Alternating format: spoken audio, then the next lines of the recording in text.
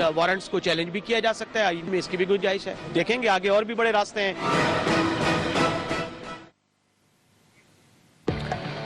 ناظرین, سیاست اور قانون کے ساتھ معید پیرزادہ اور بابر ستار آپ کی خدمت میں حاضر ہیں.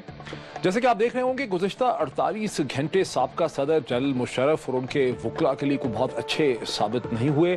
نہ صرف یہ کہ سپریم کورٹ کے ایک لارجر بینچ نے جنرل مشرف کی وہ ریویو پٹیشن جو جولائی 2009 کے فیصلے کے خلاف دائر کی تھی اسے سرسری طور پہ سن کے ریجیکٹ کر دیا, رد کر دیا, بلکہ خصوصی عدالت نے گزشتہ روز اس کے ایک دن کے بعد اور گزشتہ روز خصوصی عدالت نے جنرل مشرف کی میڈیکل گراؤنڈز پہ باہر جانے کی درخواست کو بھی رد کر دیا. ایسا لگتا ہے کہ جنرل مشرف بہت ہی بری طرح سے پھنس گئے ہیں. اگر جنرل مشرف کی کنوکشن ہوتی ہے جو بہت لائکلی لگتی ہے تو اس کے پاکستان کے سیاسی ڈھانچے پہ کیا اثرات مرتب ہوں گے. لیکن اس سے پہلے ہم بات کریں گے کہ جو فیصلے کیے ہیں سپریم کورٹ نے اور خصوصی عدالت نے, ان کی قانونی جزیات اور ان کی ڈیٹیلز کیا ہیں. جی بابر, سوال جو لوگ اٹھا رہے ہیں وہ یہ کہ نواز شریف صاحب جو ہیں 8 برس اور 7 ماہ کے بعد ان کا طیارہ سازش کیس کا یعنی جو فیصلہ ہے 30 اپریل 2000 کو ہوتا ہے جو اپیل ریجیکٹ ہوتی ہے سندھ ہائی کورٹ سے, تو 8 برس اور 7 ماہ کے بعد سپریم کورٹ اس کو سنتی ہے. یہاں سپریم کورٹ کہتی ہے یہ ٹائم بارڈ ہے. ڈاکٹر صاحب سن کے کہا نا, بغیر سنے تو نہیں کہا. یہ چیز سمجھنے والی ہے. عدالت فرق ہے کوئی. عدالت نے 3 باتیں کہیں. عدالت نے کہا کہ دیکھیے اگر تو لمیٹیشن اپلائی کرے, اس کا مطلب یہ ہے کہ جس ٹائم کے اندر آپ نے کوئی چیز فائل کرنی تھی, اپیل اور ریویو, وہ ٹائم گزر چکا ہے اور اب عدالت نہیں سنے گی اس چیز کو.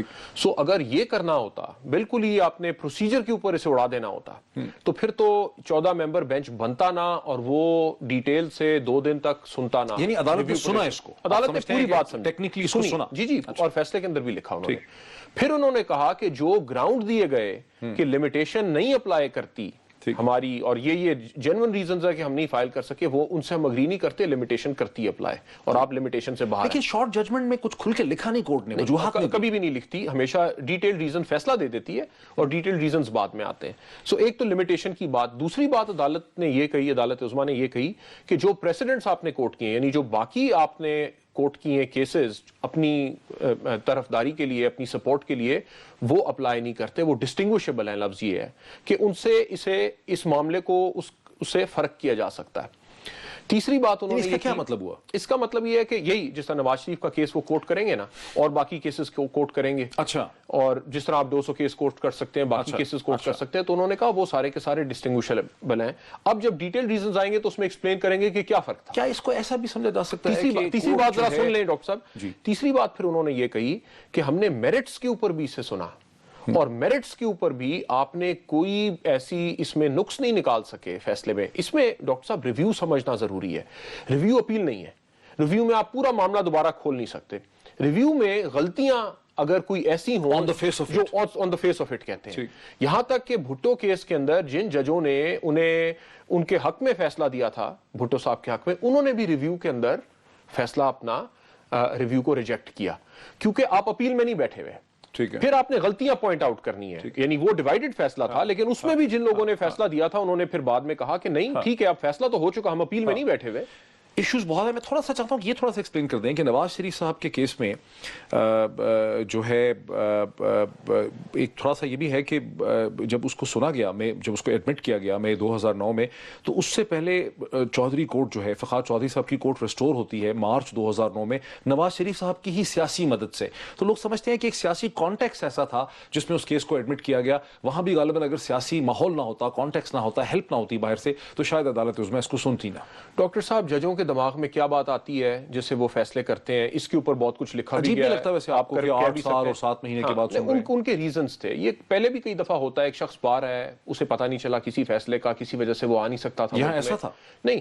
انہوں نے ریزن یہ دی اپنے, جو انہوں نے اپیل فائل کی, کیونکہ انہوں نے سندھ ہائی کورٹ کے خلاف اپیل نہیں فائل کی. لیکن سندھ ہائی کورٹ کا فیصلہ تو آیا 30 اکتوبر کو 2000 میں, بالکل آیا. 11 دسمبر کو میاں نواز شریف صاحب پاکستان سے باہر تشریف لے گئے, اور اپیل تو جیل سے بھی فائل کر سکتے تھے. لیکن انہوں نے موقف یہ لیا کہ جن ججوں نے جن حالات میں ہمیں پنش کیا, اور اس کے بعد جن حالات میں ہمیں جلا وطنی نکالا گیا اس ملک سے, ان حالات میں تو ہمیں نظر آ رہا تھا کہ یہ عدالتیں, کیونکہ وہ اس وقت یہ عدالتیں وہ تھیں جنہوں نے پی سی او پہ عہد اٹھایا ہوا تھا. تو یہ بھی چیز مد نظر رکھیں.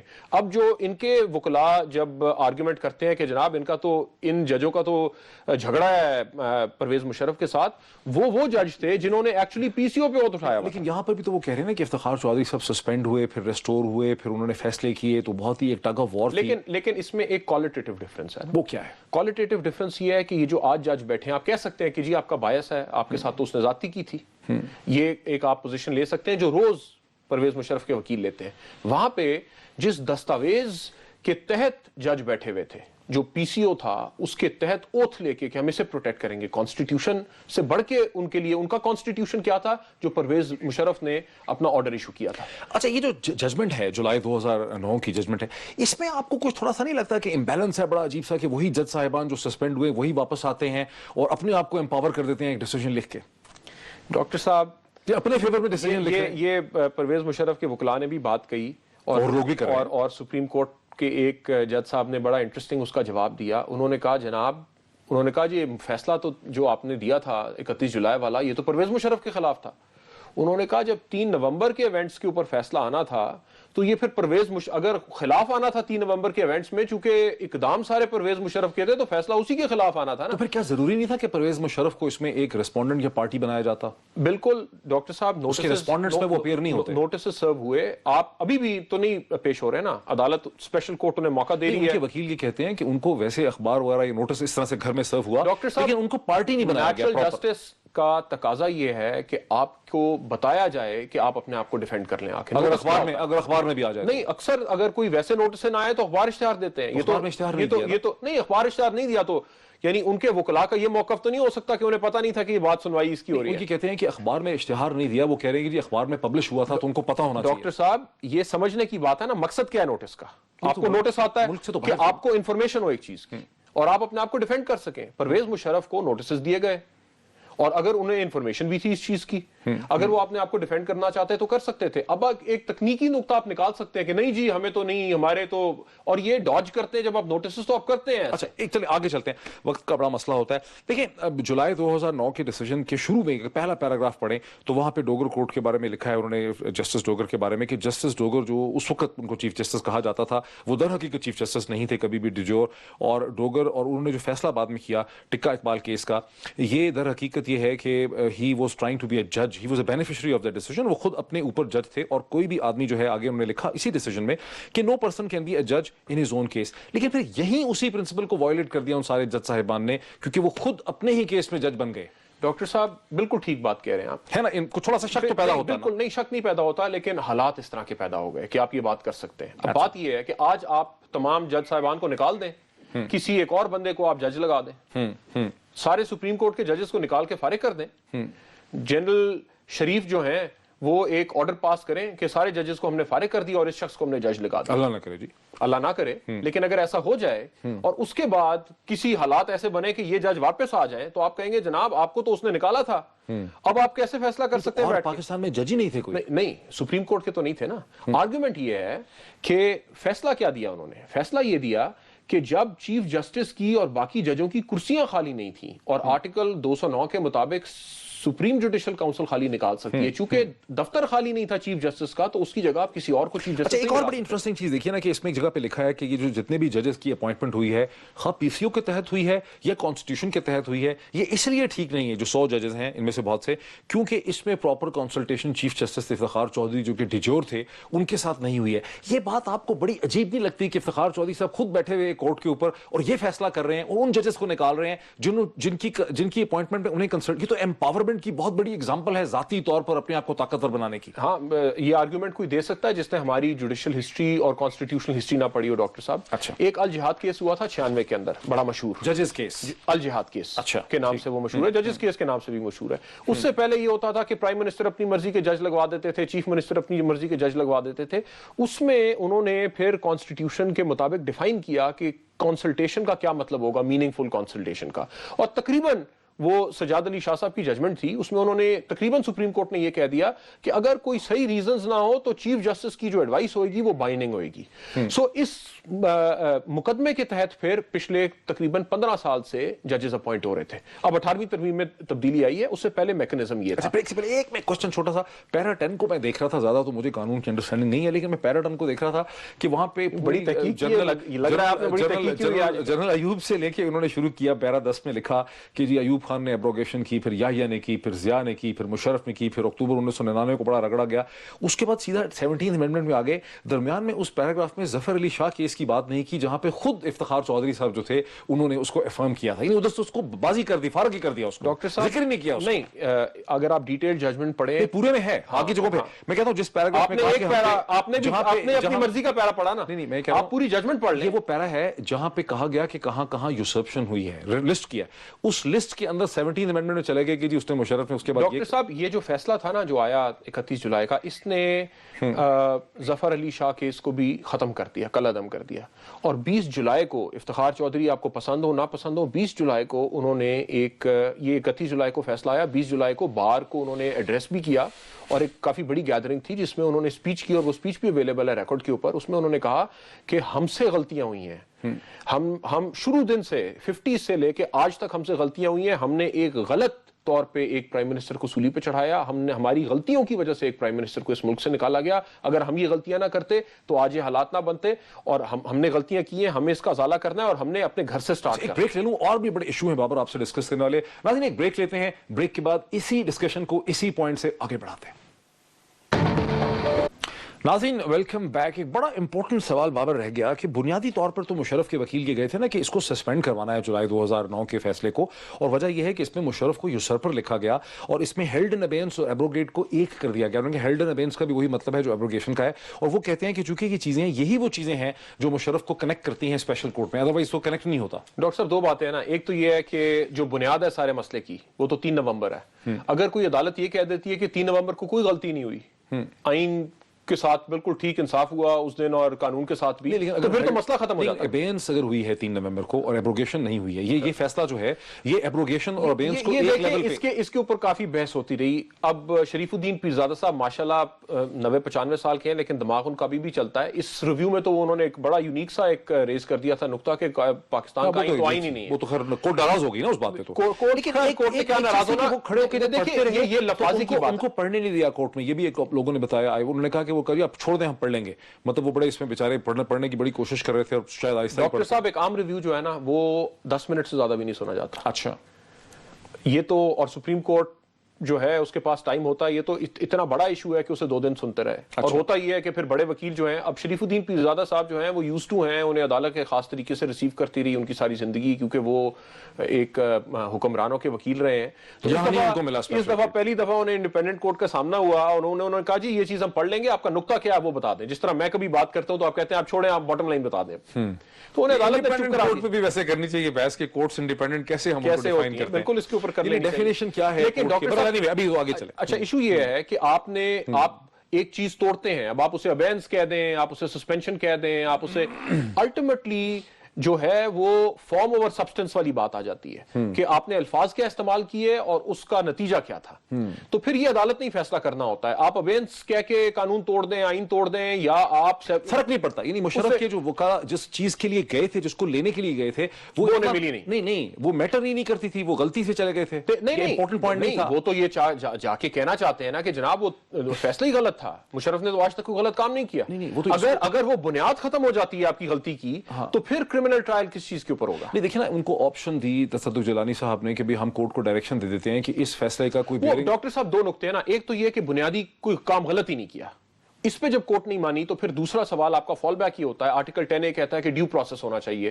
سپریم کورٹ کے کوئی فیصلے جو ہیں وہ ٹرائل کورٹ کو افیکٹ نہ کریں. جو ان کا کرمنل ٹرائل چل رہا ہے، فوجداری مقدمہ جو چل رہا ہے ان کے اوپر، وہ تو ایک اور عدالت میں چل رہا ہے نا. پھر انہوں نے کہا چونکہ آپ یہ فیصلہ کر چکے ہیں، اس کا اثر اس عدالت پہ پڑے گا، اس وجہ سے کوئی ہمیں پھانسی کی سزا نہ دے. یہ بتا دیں ویورز کے لیے کہ اگر یہ فیصلہ سسپینڈ کر دیتی سپریم کورٹ، اس فیصلے کو سسپینڈ کرتی، تو پھر کیا مشرف کی وکلا کو فائدہ ہوتا؟ بالکل فائدہ ہوتا. کیا فائدہ ہوتا؟ بالکل نہیں، کیونکہ آپ نے وہ جو بیسز ہے ساری چیز کی کہ انہوں نے آئین کو یوسرپ کیا، وہ تو ایک فیصلے سے آئی ہوئی ہے نا. اگر آپ اسے ختم کر دیتے ہیں تو پھر क्राइम कैसे एस्टैब्लिश होगा? क्राइम एस्टैब्लिश ना होता। तो ये एक इंपॉर्टेंट इनका सेटबैक, इंपॉर्टेंट फेलियर और इंपॉर्टेंट इनका। अदालत ने खाली इतना कहा कि हम ये कह देते हैं कि हमारे किसी भी फैसले से आप इस ट्रायल को अफेक्ट ना होने दें, ठीक, आप अपना फैसला करें। इस रिवर्सल के नतीजे में उनके वकील ये भी महसूस करते हैं कि कल जल्दी से जो स्पेशल कोर्ट ने उनकी बाहर जाने की दरखास्त को रिजेक्ट कर दिया मेडिकल को, वो इसलिए किया कि उन्होंने देखा कि सुप्रीम कोर्ट का डिसीजन आ गया है, सुप्रीम कोर्ट का मूड पता चल गया, माहौल पता चल गया, हवा पता चल गई, स्पेशल कोर्ट एम्बोल्डन हो गई। डॉक्टर साहब एक अरसे से चले आ रहे हैं, इनकी स्ट्रैटेजी बड़ी सिंपल है। आप बैकफुट पे रखें जजों को, आप कहते रहे जी आप तो बायस हैं, रोज कसूरी साहब आते हैं टीवी के ऊपर जो है वो ले दे करके चले जाते हैं कि जनाब इनका तो सारे फैसले इनके गलत। आप उन्हें बैकफुट पे रख रहे हैं। अभी तक आप देखें अदालत ने क्या, बैकफुट पे तो नहीं है वो, बैकफुट पे है अदालत, अभी देखिए जनाब, आम किसी मुकदमे में मतलब अभी कन्विक्ट करने वाले, आम किसी मुकदमे नहीं, कन्विक्ट तो नहीं कर रही अभी, तो खाली चार्जेस फ्रेम होने ना। आम किसी मुकदमे के अंदर एक बंदा ना पेश हो रहा हो, जाके बैठा हुआ हो अस्पताल के अंदर, तो आप उसकी मिन्नतें तो नहीं करेंगे कि आप आ जाइए। अभी तक कोई अरेस्ट वारंट नहीं इशू किया। इसका क्या आप महसूस करते हैं कि कहा जाता है कि साउथ एशिया में ये ट्रेडिशन रहा है कि जज साहिबान पे अगर इतना एतराज हो, और ये तो एक स्पेशल कोर्ट है, रेगुलर कोर्ट भी नहीं है, और जज साहिबान पे इतना शक हो, इंटेग्रिटी पे, ऑनेस्टी पे उनको हो कि जब बायस्ड हैं, तो जज साहिबान छोड़ देते हैं, खुद ही छोड़ देते हैं, मतलब। लेकिन यहाँ पे क्लाइंट समझता है, वकील समझता है, लेकिन वो छोड़ नहीं रहे। डॉक्टर साहब, और पाकिस्तान के तमाम जजों पर एतराज है, मसला ये है। तो फिर अफगानिस्तान से मंगा लें, अमेरिका से मंगाएं, कहां से मंगाएं जज इनके फैसले करने के लिए? मसला ये तो नहीं है ना कि आप कह रहे हैं कि जनाब आपके साथ ये जाती ताल्लुक था, आपके साथ लड़ाई हुई, आप मुकदमे करते थे उसके, या आपको निकाल दिया। ऐसी तो कोई बात नहीं है ना, एक हिस्टोरिकल इवेंट हुआ है। मैं अगर बात करूंगा आप कहेंगे जी आप भी दुखे हुए हैं उससे, क्योंकि आप वकील हैं, इसलिए आप उसके खिलाफ बात करते हैं। तो ये एक हिस्टोरिकल इवेंट ऐसा हुआ है, उसमें आप हर एक को ब्लेम कर सकते हैं। आपने देखना है कि अदालत क्या कर रही है। देखिए, लोग अदालत ने अभी भी बेलेबल वारंट्स इशू किए हैं, अदालत ने अभी तक उन्हें फोर्स नहीं किया। उन्होंने कहा AFIC, मैं बेलेबल वारंट का भी समझना चाहता हूं, लेकिन बहुत से वकला ने मुझे ये कहा है कि जिस तरह से मौलवी मुश्ताक की अदालत थी ना, जिसने जुल्फिकार अली भुट्टो साहब का ट्रायल किया था, ये जो स्पेशल कोर्ट है फैसल अरब साहब की लीडरशिप में, ये बिल्कुल मौलवी मुश्ताक की कोर्ट की तरह। ये किसने कहा? वो कहते हैं ये कोई बात नहीं सुनती है, ये वकला कहते हैं, लोग कहते हैं। डॉक्टर साहब आप चले जाइए, मैं आपको इनवाइट करता हूं कि आप वहां पे जाके बैठ जाएं। नहीं, आप नहीं महसूस करते। आप प्रोसीडिंग्स तो देखें, आप उनके फैसले तो देखें। मौलवी मुश्ताक की अदालत के अंदर तो जो भुट्टो साहब के साथ सलूक हुआ था वो देखने से ताल्लुक रखता है। आप प्रोसीडिंग्स पढ़ लें उसको। मौलवी मुश्ताक पे भी चूंकि भुट्टो साहब कहते थे, उनके वकला कहते थे कि भी ट्रस्ट नहीं है, और मौलवी मुश्ताक कहते थे नहीं उन्होंने करना है फैसला। डॉक्टर तो यहां पर ये कोर्ट कहती है एक तो हिस्टोरिकल इवेंट है ना, उसके अंदर जो काम उन्होंने किए, उनके राइट टू अपील उन्होंने जाया कर दिए, उनके साथ अदालत में जिस तरह का बर्ताव किया, वो तो डॉक्यूमेंटेड हिस्ट्री है हमारी। आप प्रोसीडिंग्स देखें अदालत की, आपके कब के वारंट इशू हो चुके थे, हो सकते थे। 24 दिसंबर से मुकदमा चल रहा है, आज हम फरवरी में आ गए हैं, वारंट्स नहीं इशू किए। आप जिस जाके अस्पताल में बैठे, उसी अस्पताल के बोर्ड को कहा के बता दीजिए। प्रोसिक्यूशन रोती रह गई, चीखती रह गई। अकरम शेख साहब ने इतने ज्यादा उसके अंदर नुक्स निकाल दिए, उन्होंने कहा कि हम इसे फेस वैल्यू पे ले लेते हैं, जो आपकी मेडिकल रिपोर्ट है हम उसे फेस वैल्यू पे ले लेते हैं और हम ठीक एक्सेप्ट कर लेते हैं। लेकिन रिपोर्ट के अंदर ये नहीं लिखा कि आप अदालत में नहीं पेश हो। थोड़ा सा सियासी मसला आ जाता है कि जितने भी सियासी लोगों को आज तक यानी हेल्थ ग्राउंड्स पे बाहर जाने दिया, वो दर हकीकत एक सियासी फैसला था। इतनी जांच पड़ताल नहीं हुई कि भाई आपको कमर में वाकई दर्द है, इसका इलाज कहां से होगा, ये स्विट्जरलैंड से होगा, या आपके दिमाग में कोई खलल है, ये दिल की शरियाने किस हद तक बंद है। यहां तो बड़ी डीप लेवल पे चली गई है कोर्ट के भी शरियाने बताएं कितने परसेंटेज बंद है। डॉक्टर साहब, जरदारी साहब कितने साल तक वो अदालतों में रहे, जेल में रहे, बेलें उनकी हुई, उसके बाद वो पता नहीं कितनी साल, 8-9 साल शायद जेल काट के तो उन्हें बाहर भेजा गया। यहां पे तो आपकी इंडाइटमेंट ही करने के लिए नहीं आ रहे हैं। अदालत ये कह रही है कि जनाब आप क्या 15 मिनट के लिए अदालत में आ सकते हैं? एक कानूनी फॉर्मेलिटी है कि आपको चार्जेस पढ़ के सुनाने हैं ताकि आप बताएं कि आपने मानने के नहीं मानने। लेकिन उसका जवाब कल को शायद अगर उनके हालात ऐसे हों, अदालत हो सकता है उन्हें जाने भी दे दोबारा से। अच्छा, लेकिन उसमें उनका आर्गुमेंट ये है नहीं, अनफॉर्चुनेटली यहाँ पे उनके वकला, मैं चाहता कोई एक आध आ जाते। उनका आर्गुमेंट ये है कि देखें छोटी छोटी अदालतों में गए, सेशन कोर्ट्स में गए, हाई कोर्ट्स में, जहां जहां जाना था, सिंध हाई कोर्ट से लेकर इस्लामाबाद तक गए, इस अदालत पे ट्रस्ट ही नहीं है। नहीं, ऐसी बात नहीं है। देखिए मुकदमा बड़ा फर्क है। इससे पहले तो इन्हें बहुत सारे मुकदमों में उलझाया गया, जाते रहे ना, अदालतों में जाते रहे ना, क्योंकि मुकदमा आप समझते हैं कि उलझाया गया, ट्रीजन का नहीं था अभी तक। आप समझते हैं कि उलझाया गया? डॉक्टर साहब, मेरे ख्याल में बहुत सारे लोग नाराज है ना जनरल मुशर्रफ से, बहुत सारी वजहों से। लाल मस्जिद वाले जो हैं वो मुकदमे चला रहे हैं। बेनजीर भुट्टो केस के अंदर भी जाहिर है एक बहुत बड़ा इवेंट हुआ था, उसके अंदर बुकटी केस है वो। ये सारे केसेस में जो लवाहिकीन है, जो लोग अफेक्टेड थे, उनकी तरफ से ये एक मुकदमा स्टेट के खिलाफ है। अच्छा, अब एक बड़ा इंपॉर्टेंट पॉइंट रह गया, ये मेडिकल सर्टिफिकेट भी नहीं माना बेचारों का, रिजेक्ट कर दिया, क्या वजह बनी? नहीं, बिल्कुल मान लिया, पूरे का पूरा मान लिया। उन्होंने कहा हम इसे फेस वैल्यू पे लेते हैं। इसके अंदर ये नहीं लिखा हुआ कि वो अदालत में नहीं आ सकते, ये नहीं लिखा हुआ।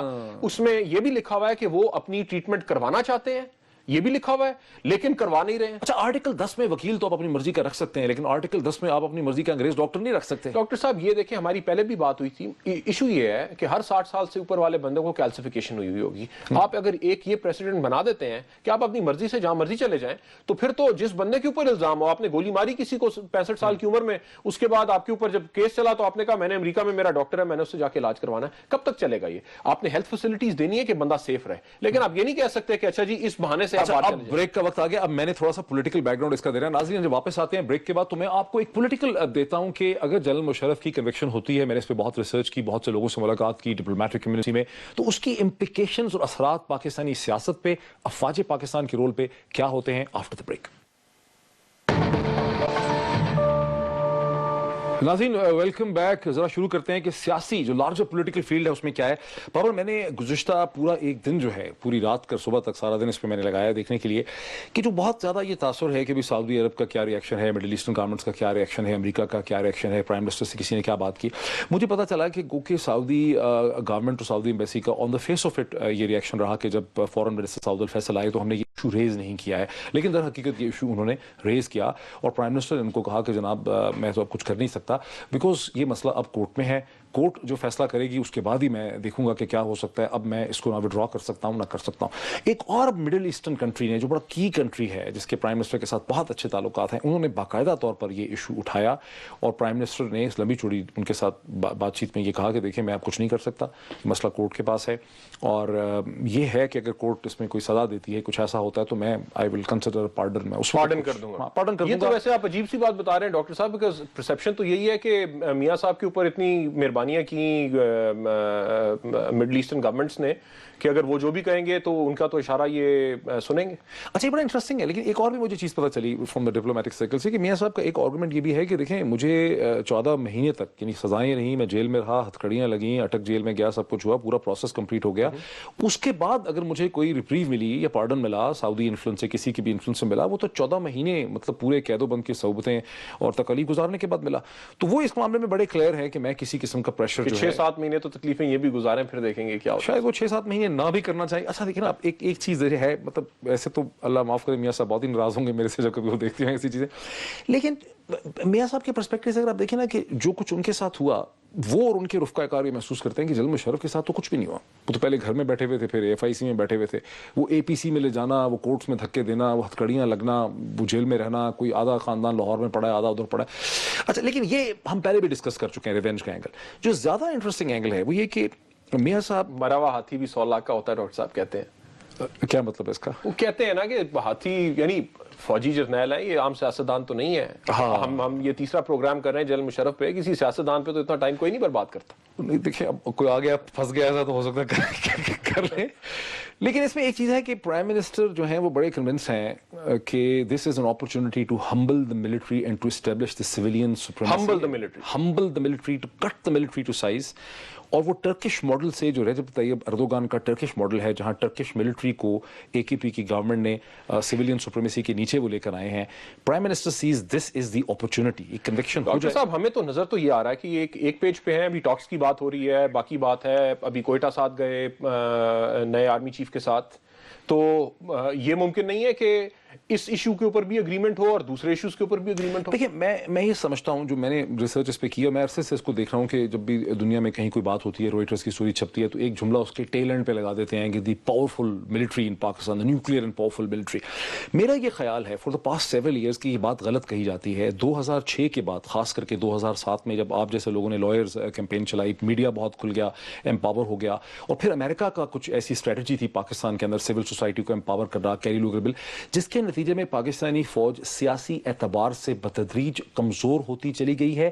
اور جنرل کیانی جو تھے, جو 12 ایئرز ہیلم آف افیئرز میں تھے, وہ اس تمام چیز کو, سیاست کو بڑی باریک بینی سے سمجھتے تھے. پاکستان کی سیاست پہ بھی گہری نظر تھی, دنیا کے ساتھ بھی ان کے بڑے معاملات تھے انٹریکشن میں. یہی وجہ ہے کہ جب لوگ فرسٹریٹ ہوتے تھے, عجیب عجیب ناموں سے جنرل کیانی کو لوگ آرمی میں مخاطب کرتے تھے, یہ بوبی وہ بوبی, لیکن اس میں ایشو یہ تھا کہ جنرل کیانی کو پتا تھا کہ پاکستانی ملٹری پولیٹیکلی طور پر اتنا ایگزرٹ اب نہیں نہیں کر سکتی ہے.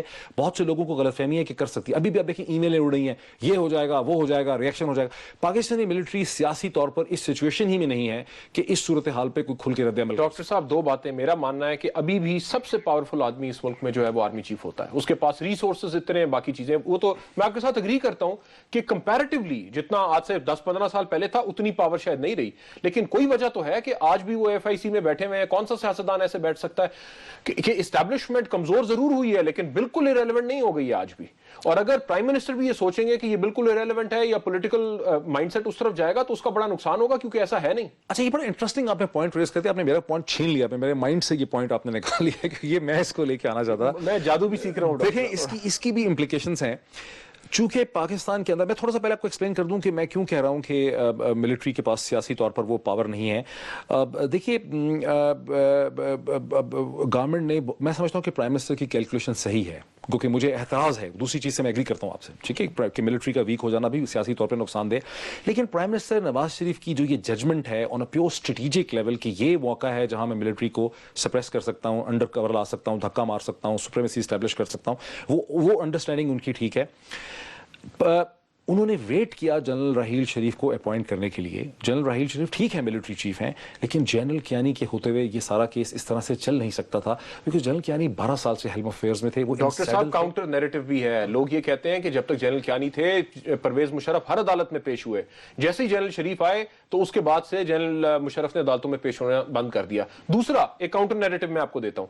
کیانی کا اپنا انٹرسٹ تھا, وہ اس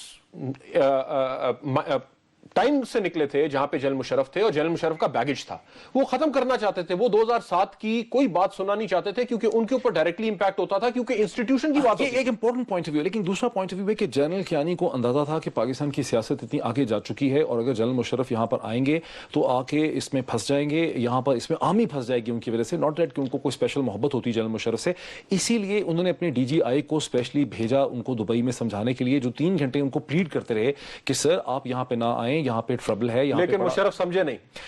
میں سمجھتا ہوں جنرل مشرف جو تھے وہ کوئی بڑے ڈیسپریٹ تھے, اور وہ کیا آنا چاہیے تھا ڈاکٹر صاحب واپس؟ نہیں, انہوں نے بہت بڑی بے وقوفی کی. لیکن مجھے ایسا لگتا ہے کہ میرا خیال ہے بہت سے لوگ اسے اگری نہیں کرتے. میرا خیال جنرل مشرف کے پاس کوئی بہت زیادہ پیسے نہیں ہیں, ان کو اپنی پراپرٹی کا بھی بہت مسئلہ تھا کہ میری یہ پراپرٹی جب تک میں آؤں گا نہیں اٹیچ ہوئی ہے. ڈاکٹر صاحب وہ تو میں نے تو سنا ہے کہ ہمارے جو مجھے انٹرویو کے درمیان جو بھائی ہیں انہیں وکیلوں کو ہی اتنا پیسہ جو ہے ان کے اوپر اتنا لگ گیا ہے, ان کی کاسٹ اتنی زیادہ ہے. پھر وہ یو کے والا ان کا جو پراپرٹی ہے اس کا بھی ذکر آتا ہے جو دبئی میں ان کے ہیں.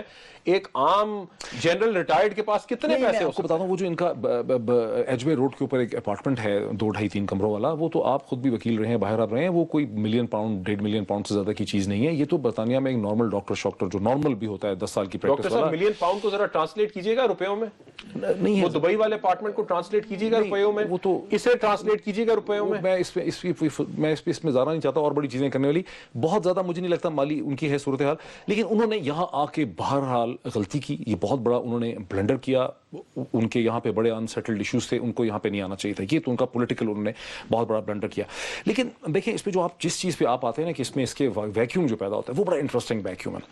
دیکھیے یہ چیز اخلاقی طور پہ اتنی اسٹرانگ ہے کہ جنرل مشرف کا ٹرائل ہونا چاہیے, کہ پاکستان تحریک انصاف یا جماعت اسلامی یا ANP یا PPP جو ہے وہ یہ نہیں کہہ سکتے کہ حکومت کو یہ نہیں کرنا چاہیے. لیکن اس کے اندر ایک ریڈ ہیرنگ ہے جس کا ان کو ابھی نہیں پتا. صرف پیپلز پارٹی کے اندر ایسے چند سیاستدان ہیں جو سوچ رہے ہیں کہ اس کی امپلیکیشنز کیا ہوں گی اگر جنرل مشرف کی کنوکشن ہو جائے. وہ یہ کہ پرائم منسٹر نواز شریف بے انتہا پاورفل ہو جائیں گے, ان کے پاس کوئی کمپٹیشن نہیں ہے. ڈاکٹر صاحب پرائم منسٹر نے ساری زندگی تو پرائم منسٹر نہیں رہنا. اس سے پہلے بھی کوئی پرائم منسٹر تھے, اس کے بعد بھی کوئی پرائم منسٹر آئیں گے. یہ تو بڑی مومنٹری, یہ تو بالکل مومنٹری کی بات ہے. پوائنٹ ہے. Let's take a break. ایک بریک لیتے ہیں اور بریک کے بعد اس بڑی انٹرسٹنگ ڈسکشن کو پوائنٹ سے آگے بڑھاتے ہیں.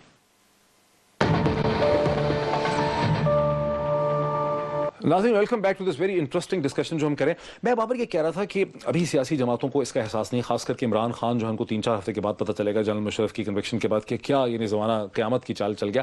اگر جنرل مشرف کی کنوکشن ہو جاتی ہے نہیں, میں یہ سمجھتا ہوں کہ ایک تو یہ ہوگا کہ سارا پاکستان, تمام بیوروکریسی, تمام جوڈیشری, تمام سیاسی جماعتیں, تمام میڈیا یہ دیکھے گا کہ پاکستان میں جو ایک ہے کہ بھئی ملٹری چیف کو بھی پرائم منسٹر نواز شریف نے کنوکٹ کروا دیا ہے, فکس کر دیا ہے, اور ملٹری جو ہے उसको उन्होंने टाइटली कंट्रोल कर लिया है। तो प्राइम मिनिस्टर नवाज शरीफ का जो उनका जो एक उनकी जो ग्रैब है ऑन पावर, उनका जो कॉम्पैक्ट है, होल्ड है ऑन पावर में, अथॉरिटी में, वो बड़ा बढ़ जाएगा। आप समझते हैं अगर पार्डन कर देंगे तो फिर क्या लोग कहेंगे कि ये सारी गेम पहले से सेट हुई थी? नहीं, गेम तो जिस तरह से ये चीजें चल रही हैं अब तो गेम इसको, हाँ नहीं, ऐसे बेवकूफ तो होंगे, ऐसे डॉक्टर साहब देखिए ना, दो वजह से ऐसे बेवकूफ होंगे, ऐसे बेवकूफ होंगे, वो फिर भी कह रहे होंगे कि गेम थी, सेटल था, मुकमुका था। मुझे लगता है कि दो वजह से नहीं, एक तो पावर स्टेट के अंदर डिस्ट्रीब्यूट हो गई है, फौज उतनी पावरफुल नहीं रही, इसलिए नहीं क्योंकि वो सियासतदानों के पास सारी चली गई है, कुछ सियासतदानों के पास गई है, कुछ जुडिशरी के पास गई है, कुछ मीडिया के पास गई है, सिविल सोसाइटी के पास आ गई है, वाइडली डिस्ट्रीब्यूट हो गई है।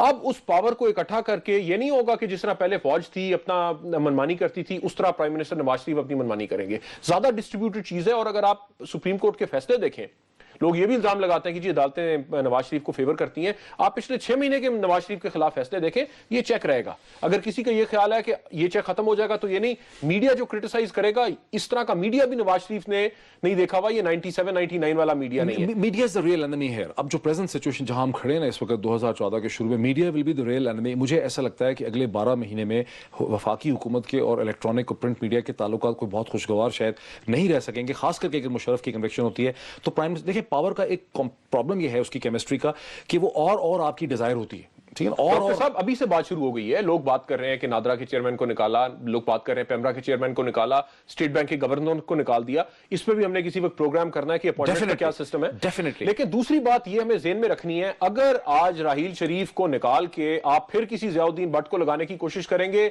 फौज उसी तरह रिएक्ट करेगी जिस तरह 99 में किया था। कुछ कॉर्पोरेट और इंस्टीट्यूशनल इंटरेस्ट है फौज के, उसके ऊपर प्राइम मिनिस्टर इस कन्विक्शन के बाद भी हावी नहीं हो पाएगा। नहीं, मेरा ये ख्याल है, मैं disagree, I simply disagree on some very small point. एक तो प्राइम मिनिस्टर को कोई जरूरत नहीं है राहील शरीफ को निकालने की, हालात खराब होते तो नहीं पता चलता। एक तो जरूरत नहीं है।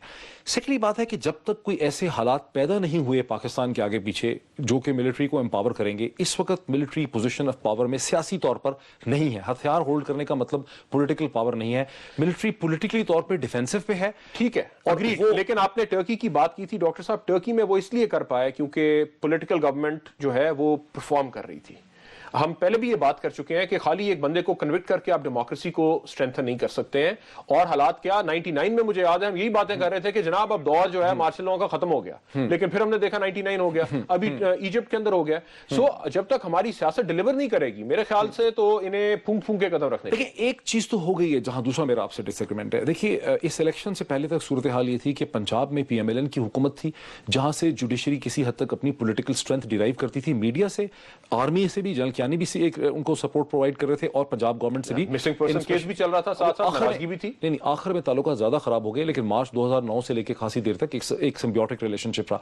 इस वक्त सूरत हाल ये है कि पंजाब में और सेंटर में दोनों जगह पे PMLN की हुकूमत है, जिसकी वजह से ये सुप्रीम कोर्ट उतनी अब पावरफुल नहीं है पॉलिटिकली, इसकी मैन्यूवरेबिलिटी स्पेस उतनी नहीं है जितनी इफ्तिखार चौधरी साहब के पास मैन्यूवरेबिलिटी थी। डॉक्टर साहब ये किसी भी चीफ जस्टिस जो करना चाहे, अपनी सुर्खियां लगवाना चाहे, उसके पास ये स्पेस होगी। ये एक जाती अप्रोच है कि अदालत का काम क्या है, क्या आपने सुर्खियां लगवानी है, क्या आपने सुर्खियां नहीं लगानी। ये चीफ जस्टिस बैठे हुए, आज अदालत बैठी हुई है, वो एक खास तरीके से काम को चला। मैं आपको एक पुराना जमाना याद दिलाऊंगा, 96 में, 94 95 के दौरान